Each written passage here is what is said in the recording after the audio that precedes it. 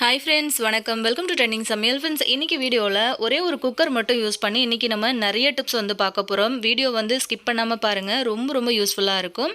Video பார்த்து பிடிச்சிருந்ததுன்னா உங்கள் ஃப்ரெண்ட்ஸ் கூட ஷேர் பண்ணிக்கோங்க. இப்போ வாங்க நம்ம வீடியோக்குள்ளே போயிட்டு இன்றைக்கான டிப்ஸ் என்னென்ன இருக்குன்னு பார்க்கலாம். ஃபர்ஸ்ட் டிப் என்ன அப்படின்னு சொல்லிட்டு பார்த்துடலாம். பொதுவாக நம்ம வந்து சோறு வடித்து சாப்பிட்றது தான் உடம்புக்கு ரொம்பவே நல்லது இல்லையா? ஆனால் இன்றைக்கி இருக்கிற சூழ்நிலைக்கு வெளியில் ஆஃபீஸ்லாம் போகிறவங்கலாம் பார்த்திங்கன்னா அவசரமாக வந்து டக்குன்னு வேலையை முடிச்சுட்டு போகணும் அப்படிங்கிறதுக்காகவே நிறைய பேர் வந்து இந்த மாதிரி குக்கர் யூஸ் பண்ணி வந்து சாப்பாடு செய்கிறாங்க. அந்த மாதிரி இல்லாமல் நம்ம குக்கர்லேயே வந்து சோறு எப்படி வடிக்கிறது அப்படிங்கிறது தான் பார்க்க போகிறோம். இப்போ நான் அதுக்கு வந்து இந்த மாதிரி ஒரு குக்கர் வந்து எடுத்திருக்கேன். இந்த மாதிரி செஞ்சீங்க அப்படின்னா டைமும் வந்து ரொம்பவே சேவ் பண்ண முடியும். அதே சமயத்தில் ஈஸியாக சாப்பாடும் வந்து வடிச்சிடலாம்.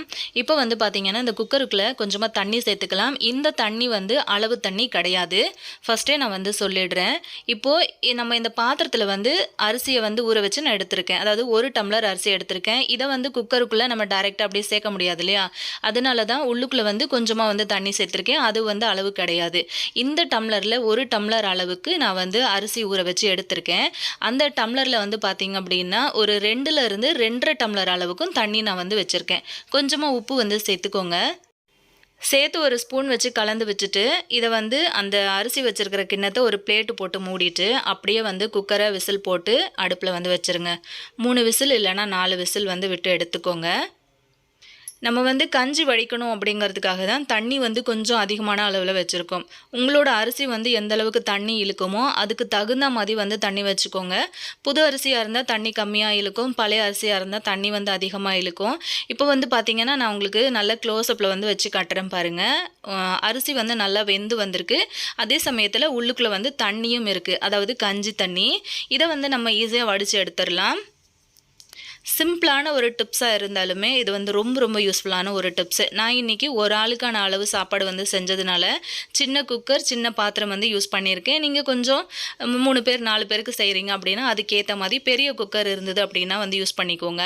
இப்போ அதில் இருந்த கஞ்சி எல்லாத்தையும் வடிச்சிட்டு சோறு வந்து நம்ம புழுங்க போடுவோம் அப்படின்னு சொல்லுவோம் இல்லையா?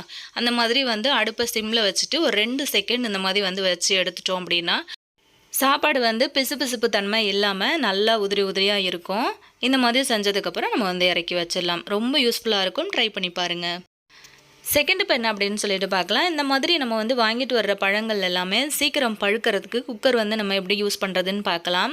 இப்போ நம்ம வாங்கிட்டு வர்ற பழங்கள் எல்லாமே வந்து பார்த்திங்க அப்படின்னா எல்லாமே வந்து பழுத்த மாதிரியும் நம்ம வந்து வாங்க மாட்டோம். கொஞ்சம் காயாக இருக்கிற மாதிரி, கொஞ்சம் வச்சு சாப்பிட்ற மாதிரி வந்து வாங்குவோம் இல்லையா? இப்போ இந்த பழத்தில் வந்து பார்த்திங்க அப்படின்னா கொஞ்சம் காயாக இருக்குது. இப்போ இன்றைக்கி வாங்கிட்டு வரோம், நாளைக்கு வந்து நல்லா இது பழுத்த மாதிரி இருக்கணும் அப்படின்னு நினச்சிங்கன்னா இந்த மாதிரி தேவையான அளவுக்கு கட் பண்ணிவிட்டு இந்த மாதிரி குக்கருக்குள்ளே வந்து வச்சு நீங்கள் வந்து மேலே ஒரு கிளாத் வந்து போட்டு ஃபுல்லாக க்ளோஸ் பண்ணிவிட்டு குக்கரை வந்து நம்ம வந்து மூடி வச்சுட்டோம் அப்படின்னா நல்ல கதகதப்பாக உள்ளுக்குள்ளே நல்ல அந்த ஏர் வந்து வெளியில் வராமல் நல்ல கதகதப்பாக இருக்கிறதுனால உங்களுக்கு மறுநாள் வந்து பார்த்திங்க அப்படின்னா நல்லாவே பழம் பழுத்திருக்கும். ட்ரை பண்ணி பாருங்கள். நெக்ஸ்ட் டிப் என்னன்னு சொல்லிட்டு பார்க்கலாம். இந்த டிப்ஸுக்கு வந்து பார்த்திங்க அப்படின்னா நம்ம எடுக்கிற குக்கர் வந்து அடிப்பகுதி அழுக்கு இல்லாத மாதிரி, அதாவது கறி பிடிச்ச மாதிரி இருக்கும் இல்லையா? அந்த மாதிரி இல்லாமல் சுத்தமாக இருக்க மாதிரி பார்த்துக்கோங்க. ஒரு 1/4 குக்கர் அளவுக்கு தண்ணி வச்சுக்கிட்டு அதில் வந்து அந்த இடிகளோட அந்த மேல் பக்கம் நம்ம அந்த குளவி அப்படின்னு சொல்லுவோம் இல்லையா? அதை வந்து எடுத்து உள்ளுக்குள்ளே வந்து சேர்த்துக்கோங்க. நான் எதுக்கு சேர்த்தேன் அப்படின்னு சொல்கிறேன். இப்போ வந்து பார்த்திங்கன்னா நல்ல சூடாக இருக்குது. இப்போ இதை வந்து யூஸ் பண்ணி நம்ம இந்த மாதிரி கரண்ட் இல்லாத சமயங்களில் ட்ரெஸ் வந்து அயர்ன் பண்ணுறதுக்கு யூஸ் பண்ணிக்கலாம். இந்த மாதிரி செய்கிறதுனால உங்களுக்கு கரண்ட் செலவுமே வந்து ரொம்பவே மிச்சமாகும். அடிப்பகுதியில் அழுக்கு இல்லாத மாதிரி, கறி இல்லாத மாதிரி பார்த்துக்கோங்க அப்படின்னு சொன்னேன் இல்லையா? நம்ம இந்த மாதிரி அயர்ன் பண்ணும்போது கறி அந்த மாதிரி இருந்தது அப்படின்னா ட்ரெஸ்ஸில் வந்து கறி ஆகிடும் அப்படிங்கிறதுக்காக தான் சொல்லியிருந்தேன். இந்த மாதிரி வந்து நீங்கள் பண்ணும்போது ரொம்ப ஈஸியாக உங்களுக்கு வந்து அந்த சுருக்கங்கள் எல்லாமே எடுபட்டுரும். அது இன்னுமே நல்ல சூடாக இருக்கணும் அப்படிங்கிறதுக்காக தான் அந்த இடிகளோட அந்த மேல் பாகம் மட்டும் நான் உள்ளுக்குள்ள வந்து வெயிட்டுக்காகவும் அந்த சூடு தாங்கிறதுக்காகவும் வந்து சேர்க்க சொன்னேன். இப்போ நம்ம அந்த சுடிதார் அயர்ன் பண்ணது பார்த்துருப்பீங்க. இப்போ இந்த மாதிரி ஷால்லாம் நம்ம வந்து டெய்லி யூஸ் பண்ணுறோம் அப்படின்னா அது ரொம்பவே சுருக்கமாக இருக்கும். அதுலேயும் இந்த காட்டன் ஷால்லாம் வந்து சொல்லவே வேணாம். அந்த கார்னர் பகுதியில் ரொம்ப சுருக்கம் ஜாஸ்தியாக இருக்கும். இப்போது இந்த ஷாலை வந்து நான் ஒரு பக்கத்தை மட்டும் உங்களுக்கு அயர்ன் பண்ணி காட்டுறேன். அதாவது இந்த குக்கர் யூஸ் பண்ணி நான் அயர்ன் பண்ணி காட்டுறேன். அயர்ன் பண்ண பக்கம் வந்து எப்படி இருக்குது அப்படிங்கிறது உங்களுக்கு பார்க்கும்போதே தெரியும் அப்படின்னு நினைக்கிறேன். நல்ல டிஃப்ரெண்ட்டு. இந்த பக்கம் நல்லா சூப்பராக அயர்ன் ஆகிட்டு இருக்குது. இந்த பக்கம் பார்த்திங்க அப்படின்னா சுருக்கங்கள் வந்து அப்படியே இருக்குது. ஸோ அதுக்கும் இதுக்கும் இருக்கிற டிஃப்ரெண்ட் வந்து உங்களுக்கு நல்லா தெரிஞ்சிருக்கும் அப்படின்னு நினைக்கிறேன். அந்த ஏர் எல்லாமே வந்து போனதுக்கப்புறம் நான் இது வந்து உங்களுக்கு ஓப்பன் பண்ணி காட்டுறேன். அப்போவும் தண்ணி வந்து நல்ல சூடாக இருக்குது. இந்த மாதிரி நம்ம காட்டன் ஷர்ட்டு இந்த மாதிரி எது வேணும்னாலும் நம்ம வந்து அயர்ன் பண்ணிக்கலாம். ட்ரை பண்ணி பாருங்கள்.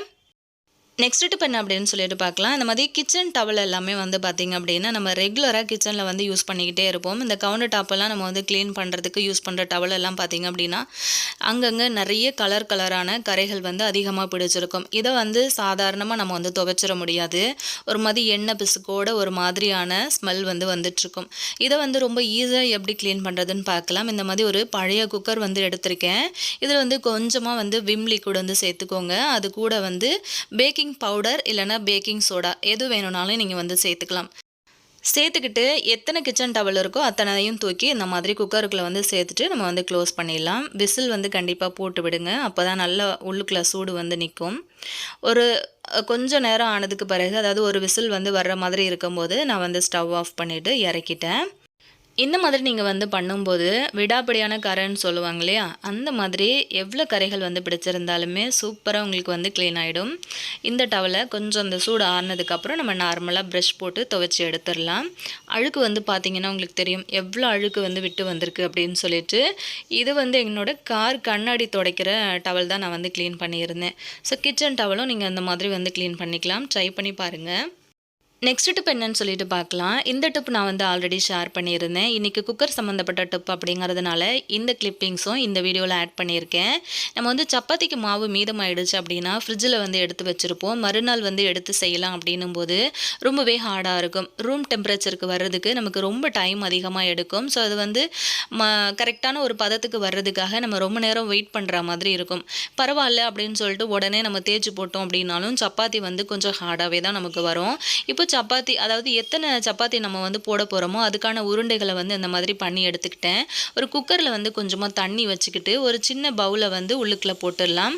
இந்த மாதிரி நிமித்தி வச்சுக்கோங்க.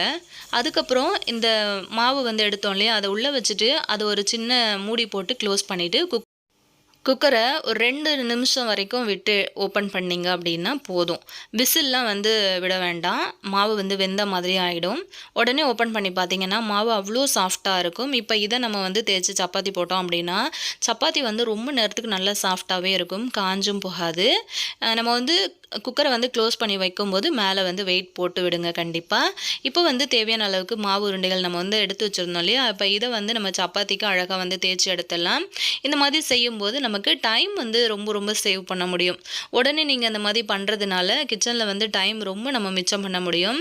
வேலைக்கு போகிற லேடிஸாக இருந்தீங்க அப்படின்னா கண்டிப்பாக இந்த ஐடியா உங்களுக்கு ரொம்ப யூஸ்ஃபுல்லாக இருக்கும் அப்படின்னு நினைக்கிறேன். அப்படி நல்லா அழகாக மெல்லிஸாக தேய்ச்சிட்டு இந்த மாதிரி தவாவில் வந்து போட்டு எடுத்துடலாம்.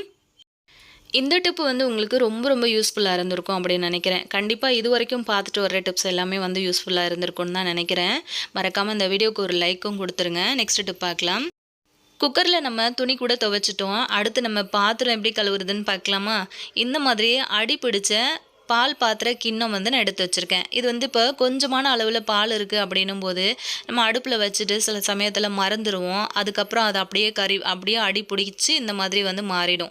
இதை வந்து ஈஸியாக க்ளீன் பண்ணுறதுக்கு குக்கரில் வந்து கொஞ்சமாக தண்ணி எடுத்துக்கோங்க. அதில் வந்து துணி துவைக்கிறதுக்கு யூஸ் பண்ணுற லிக்விடு, அப்படி இல்லைன்னா விம் லிக்விடு எது வேணும்னாலும் வந்து யூஸ் பண்ணிக்கோங்க. யூஸ் பண்ணிவிட்டு தண்ணி கொதிக்கும் போது இந்த பாத்திரத்தை அப்படியே உள்ளுக்குள்ளே போட்டுட்டு ஒரு 2லேருந்து 3 விசில் வரைக்கும் விட்டு எடுத்துருங்க. அதுக்கப்புறம் வந்து குக்கரை ஓப்பன் பண்ணி இந்த மாதிரி அந்த பாத்திரத்தை வெளியே எடுத்துட்டு ஒரு ஸ்பூன் வச்சு அந்த அடியில் பிடிச்சிட்டு இருக்கு இல்லையா கரை, அது எல்லாத்தையும் அப்படியே வந்து சுரண்டி எடுத்திங்கன்னா ஈஸியாக எடுக்க வரும். அதுக்கப்புறம் இந்த மாதிரி ஒரு ஸ்க்ரப்பர் வந்து யூஸ் பண்ணிவிட்டு அழகாக நீங்கள் தேய்ச்சிங்க அப்படின்னா பாத்திரம் வந்து புதுசு போல் ஜொலிக்கும். அடி பிடிச்சிருச்சு அப்படின்னு சொல்லிட்டு தூக்கி போட வேண்டிய அவசியமும் இல்லை. ட்ரை பண்ணி பாருங்கள். நெக்ஸ்ட் டிப் என்னென்னு பார்க்கலாம். இதுவும் பார்த்திங்க அப்படின்னா அல்டிமேட்டான ஒரு டிப்ஸ் அப்படின்னே சொல்லலாம். குக்கரில் வந்து சாம்பார் நம்ம அந்த மாதிரி வைப்போம் இல்லையா, சாம்பார் வைக்கிறதுக்கு பருப்பு, வெங்காயம், தக்காளி எல்லாமே நான் வந்து சேர்த்துருக்கேன். இப்போ சாம்பார் கூட வந்து பார்த்திங்கன்னா சாம்பார் வச்சுட்டு முட்டை தொக்கு வந்து பண்ணலாம் அப்படின்னு சொல்லிட்டு பிளான் பண்ணியிருந்தேன். அதுக்கு முட்டையை வந்து தனியாக வேக வைக்கிறதுக்கு பதிலாக சாம்பார் வந்து வேக வைக்கும் போதே, அதாவது இந்த பருப்பு வந்து வேக வைக்கும் போதே இந்த மாதிரி வந்து ஒரு சின்ன கண்டெய்னரில் வந்து கொஞ்சமாக தண்ணி சேர்த்து முட்டையை வந்து அதுக்குள்ளே போட்டுட்டு இந்த மாதிரி க்ளோஸ் பண்ணி நம்ம குக்கரை வந்து வெயிட் போட்டுடலாம். இந்த மாதிரி செய்யும்போது உங்களுக்கு சாம்பாரில் வந்து பருப்பும் அழகாக வெந்து வந்திருக்கும், அதே சமயத்தில் உள்ளுக்குள்ளே நம்ம வந்து சேர்த்துருந்த முட்டையும் அழகாக வந்து வெந்து வந்திருக்கும். ஒரே சமயத்தில் நம்ம வந்து 2 வேலை முடிச்சிட்டோம். அதாவது ஒரே கல்லில் 2 மாங்கான்னு சொல்லுவோம் இல்லையா, அந்த மாதிரி தான். இதுவும் டைம் அண்ட் மணி சேவிங் டிப்ஸாக இருக்கும்னு நினைக்கிறேன். ட்ரை பண்ணி பாருங்கள். நெக்ஸ்ட் டிப் என்னென்னு பார்க்கலாம். ஒரு சின்ன கப்பில் 1 கப்பு இல்லைனா 1 டம்ளர் அதில் வந்து கொஞ்சமாக உளுத்தம் பருப்பு எடுத்து இந்த மாதிரி வறுத்து எடுத்துக்கோங்க. அதே டம்ளரில் 1 கப் அளவுக்கு அரிசி வந்து, அதாவது சோறு வடிக்கிறதுக்கு யூஸ் பண்ணுற அரிசி எடுத்து அதையும் வறுத்து எடுத்துக்கோங்க. 2 பொருளையும் வந்து நல்லா ஆற வச்சுட்டு ஒரு மிக்ஸி ஜார் யூஸ் பண்ணி அழகாக அதை வந்து மாவை அரைச்சி எடுத்துகிட்டு வந்துடுங்க. அதுக்கப்புறம் இந்த மாதிரி வந்து ஒரு கொட்டாங்குச்சி எடுத்துக்கோங்க. வீடியோ வந்து ரொம்ப லென்த்தாக போகிறதுனால ரொம்ப ஸ்பீட் பண்ணியிருக்கேன். ஒரு கொட்டாங்குச்சி எடுத்து அதில் வந்து அடியில் 2-3 கண் இருக்கும்ல, அதில் ஒரு கண்ணை நல்லா ஓட்டை போட்டு எடுத்துக்கோங்க. மாவு வந்து நல்லா நைஸாக அந்த மாதிரி அரைச்சி எடுத்துட்டோம். இந்த மாவை வந்து கொஞ்சம் நேரம் ஆற விட்டுருங்க. ஆறுனதுக்கப்புறம் கொஞ்சமாக உப்பு சேர்த்து கலந்து விட்டுட்டு கொஞ்சம் கொஞ்சமாக பச்சை தண்ணி ஊற்றி அழகாக அந்த மாதிரி வந்து மாவை பிசைஞ்சு எடுத்துக்கோங்க. புட்டு மாவோட பதத்துக்கு பிசைஞ்சு எடுத்துடலாம். இந்த மாதிரி கொழுக்கட்டை பிடிச்சி பார்த்தோம் அப்படின்னா கரெக்டாக பிடிக்க வரும், அதுதான் பதம். இப்போ வந்து பார்த்திங்க அப்படின்னா தேங்காய் துருவி எடுத்து வச்சுருக்கேன். அதே மாதிரி நாட்டு சக்கரை வந்து எடுத்து வச்சுருக்கேன். இப்போ சூப்பராக இதை யூஸ் பண்ணி இந்த கொட்டாங்குச்சியில் நம்ம வந்து புட்டு பண்ண போகிறோம். அதுலேயும் குக்கரில் இப்போ வந்து பார்த்திங்கன்னா அடியில் 1 லேயர் தேங்காய், 1 லேயர் மாவு, 1 லேயருக்கு வந்து நாட்டு சக்கரை வந்து சேர்த்துருக்கேன். இந்த மாதிரி ஒரு 2-3 லேயருக்கு நீங்கள் வந்து சேர்த்துக்கோங்க. இப்போது ஸ்டவ் ஆன் பண்ணி குக்கரில் வந்து தண்ணி வச்சுருக்கேன். அதாவது குக்கர் வந்து க்ளோஸ் பண்ணினதுக்கப்புறம் அந்த விசில் போடுவோம் இல்லையா, அந்த விசில் வந்து ரிமூவ் பண்ணிவிட்டு இந்த மாதிரி கொட்டாங்குச்சியை தூக்கி வச்சுருங்க. இப்படியே வந்து மூடி ஒரு 5 நிமிஷம் விட்டுட்டிங்க அப்படின்னா நல்லா சூப்பராக உங்களுக்கு வந்து வெந்து வந்திருக்கும். எடுத்து பார்க்கும்போது நல்லா மெல்ட் ஆகிட்டு இருக்கும். சாப்பிட செம்ம டேஸ்ட்டாக இருக்கும். ட்ரை பண்ணி பாருங்கள். நெக்ஸ்ட்டு பார்க்கலாம். ஃப்ரிட்ஜில் இருந்து நம்ம இந்த மாதிரி மீனாக இருந்தாலும் சரி, சிக்கன், மட்டன் எதுவாக இருந்தாலும் உடனே வந்து ஃப்ரீசரில் இருந்து எடுக்கிறோம் அப்படின்னா உடனே நம்மளால் ரூம் டெம்பரேச்சருக்கு கொண்டு வர முடியாது. உடனே சமைக்கிறதுக்கும் யூஸ் பண்ண முடியாது. இதை வந்து எப்படி வந்து நிமிஷத்தில் சரி பண்ணலாம் அப்படிங்கிறது தான் பார்க்க போகிறோம். இந்த மாதிரி குக்கரில் தண்ணி கொஞ்சமாக சேர்த்துக்கோங்க. தண்ணி வந்து கொதிக்கும் போது ஸ்டவ் ஆஃப் பண்ணி எடுத்துருங்க. இப்போ இந்த குக்கருக்குள்ளே அந்த மீன் நம்ம வந்து வச்சுருந்தோம் இல்லையா, அந்த பாத்திரத்தை அப்படியே உள்ளே வச்சுட்டு க்ளோஸ் பண்ணி விட்டுடலாம். ஒரு 3-4 நிமிஷத்துலேயே அழகாக உங்களுக்கு வந்து அதை பிடிச்சிட்டு இருக்க ஐஸ் கட்டி எல்லாமே மெல்ட் ஆகிட்டு சூப்பராக உங்களுக்கு மீன் எல்லாமே தனித்தனியாக கலந்து வந்துடும்.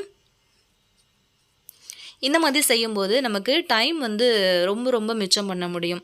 ஃப்ரீசர்லேருந்து எடுக்கிறோம் அப்படின்னா அது கரெக்டான டெம்பரேச்சருக்கு வரதுக்காக நம்ம ரொம்ப நேரம் வெயிட் பண்ணிக்கிட்டு இருப்போம். இது வந்து பார்த்திங்க அப்படின்னா ரொம்ப ரொம்ப யூஸ்ஃபுல்லான ஒரு டிப்ஸாக இருக்கும் அப்படின்னு நினைக்கிறேன். இந்த மாதிரி செய்கிறதுனால நமக்கு டைமும் வந்து சேவ் பண்ணலாம், அதே சமயத்தில் வேலையும் வந்து ரொம்ப குயிக்காக முடிஞ்சிடும். இன்றைக்கி நம்ம குக்கர் வச்சு பார்த்தா எல்லா டிப்ஸுமே உங்களுக்கு பிடிச்சிருக்கும்னு நினைக்கிறேன். குறிப்பாக எந்த டிப்ஸ் உங்களுக்கு பிடிச்சது அப்படிங்கிறத கமெண்ட்டில் சொல்லுங்கள். இந்த வீடியோ வந்து உங்கள் ஃப்ரெண்ட்ஸ் அண்ட் ஃபேமிலி மெம்பர்ஸ்க்கும் யூஸ்ஃபுல்லாக இருக்கும் அப்படின்னு நினச்சிங்கன்னா மறக்காமல் அவங்களுக்கு ஒரு ஷேர் கொடுங்க. ஆல்ரெடி நம்ம சேனலில் நிறைய டிப்ஸ் வீடியோஸ் வந்து போஸ்ட் பண்ணியிருக்கோம். டைம் இருந்ததுன்னா சேனலுக்குள்ளே போயிட்டு வந்து செக் பண்ணிக்கோங்க. சேனலை மறக்காமல் சப்ஸ்கிரைப் பண்ணிக்கோங்க. நெக்ஸ்ட் ஒரு வீடியோவில் உங்களை மீட் பண்ணுறேன் ஃப்ரெண்ட்ஸ். தேங்க்யூ.